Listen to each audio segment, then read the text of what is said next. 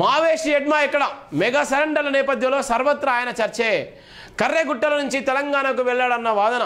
పోలీసులకు వెల్లడించిన ఎడ్మా అనుచరుడు లక్మా ఆయనను పట్టుకునే వరకు కగారు ఆగదన్న ఛత్తీస్గఢ్ పోలీసులు. చూడు, అసలైన మొగోడినే, అసలైన దమ్మున్నటువంటి మావోయిస్టు ఎడ్మా. ఇలా ఎడ్మా భారతదేశంలో ఉన్నటువంటి ప్రభుత్వానికి ఒక సవాల్గా మారినటువంటి నేపథ్యం ఉంది. ఇవాళ ఇంతమంది 250 మంది నక్సలైట్లు ఇవాళ అందరూ సరెండర్ అయినప్పటికీ కూడా ఎడ్మాను పట్టుకునేటువంటి పరిస్థితి లేదు. ఎడ్మా గురించి గాలిస్తున్న నేపథ్యం ఉంది.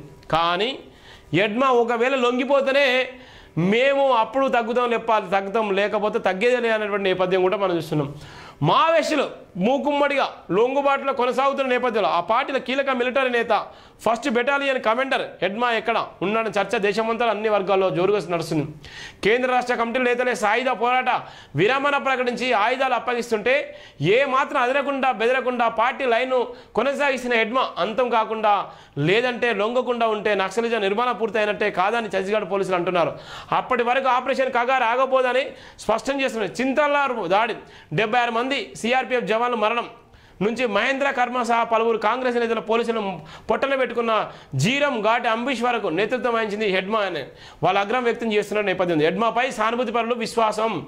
చూడు, ఇక ఎడ్మా ఎక్కడున్నాడో తెలవాలి. ఎడ్మా కోసం జరుగుతున్న నేపథ్యం కూడా మనం చూస్తున్నాం. ఇక